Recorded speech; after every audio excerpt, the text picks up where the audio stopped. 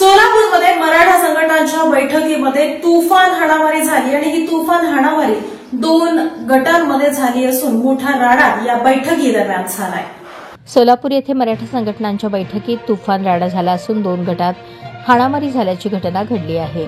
संभाजी ब्रिगेडचे प्रदेशाध्यक्ष प्रवीण गायकवाड यांच्यावर अलीकडेच अक्कलकोट येथे शाई फेक आणि काळी फासल्याच्या घटनेचा निषेध करण्यासाठी मराठा समाजाची बैठक आयोजित करण्यात आली होती। सोलापुरात प्रवीण गायकवाड यांच्यावर अक्कलकोट येथे शिवधर्म फाउंडेशनच्या कार्यकर्त्यांकडून शाई फेक करत काळे फासण्यात आले। या घटनेचा निषेध करण्यासाठी बैठक आयोजित करण्यात आली होती। प्रवीण गायकवाड यांनी सत्कारावेळी हल्ला झाल्यामुळे अक्कलकोटचे जन्मेजय राजे यांनी आयोजकांवरच संशय व्यक्त केला होता।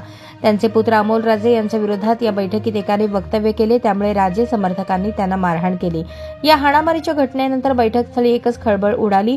दोन्ही गटाच्या कार्यकर्त्यांनी एकमेकांविरोधात घोषणाबाजी केली।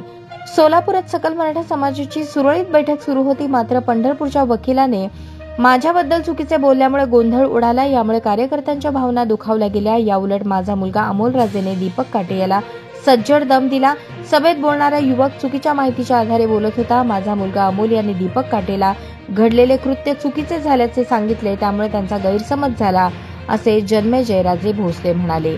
शिवधर्म फाउंडेशनच्या कार्यकर्त्यांनी संभाजी ब्रिगेडच्या प्रवीण गायकवाड यांना काळे फासल्याच्या घटनेत सोलापूरमधील राजकीय वातावरण तापले। प्रवीण गायकवाड यांना काळे फासल्यानंतर महाविकास आघाडीच्या नेत्यांनी आक्रमक भूमिका घेतली। या प्रकरणाचे पडसाद मराठा समाजातही उमटत आहेत। याच पार्श्वभूमीवर सोलापूरमध्ये आयोजित केलेल्या बैठकीत राडा झाल्याची घटना घडली आहे।